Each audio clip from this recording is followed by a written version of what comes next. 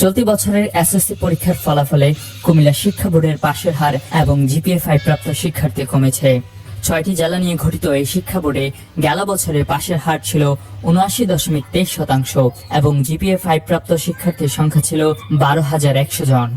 কিন্তু চলতি বছর তা কমে গড় পাশের হার নেমে এসেছে ৬০.৬০% এবং জিপিএ-5 পেয়েছে ৯,৯০২ জন শিক্ষার্থী। অর্থাৎ গতবারের চেয়ে এবছর কুমিল্লা শিক্ষা বোর্ডে প্রায় ১৯% বেশি শিক্ষার্থী অকৃতকার্য হয়েছে এবং জিপিএ-5 কমেছে ২,১৯৮টি। বৃহস্পতিবার দুপুরে প্রকাশিত ফলাফল পর্যালোচনা করে এসব তথ্য পাওয়া গেছে।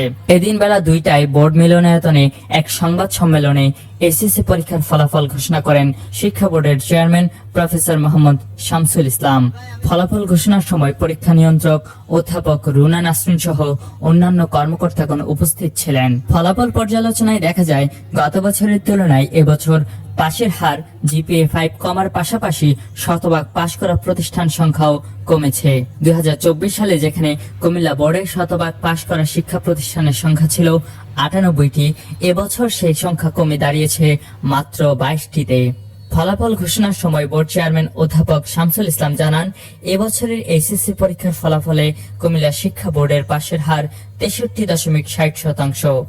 এবছর মোট জিপিএ-5 পেয়েছে ৯,৯০২ জন শিক্ষার্থী। তিনি বলেন, চলতি বছর মোট ১,৬৭,৫৭২ জন পরীক্ষার্থী পরীক্ষায় অংশ নিয়ে পাশ করেছে ১,০৬,৫৮১ জন। বিজ্ঞান বিভাগে পাশের হার ৮৮.০১, মানবিকে ৪৬.৭৭ এবং বাণিজ্য বিভাগে ৫৩.৯২%। তবে পাশের হার ও জিপিএ-5 প্রাপ্তিতে এগিয়ে আছে মেয়েরা। আমরা অবশ্যই বিভিন্ন শিক্ষা প্রতিষ্ঠান প্রধানদেরকে নিয়ে মিটিং করবো, বৈঠক করবো, ওনাদের কাছ থেকে শুনে কিভাবে ফলাফল আরো ভালো করা যায়, আমাদের শিক্ষার্থীদেরকে ভালো ফলাফল করতে পারে, আমরা সেই ব্যাপারে ওনাদের কাছ থেকে শুনে প্রয়োজনীয় পদক্ষেপ নেব। এএসপি নিউজের সাথে থাকার জন্য ধন্যবাদ। সাবস্ক্রাইব করে সাথে থাকুন।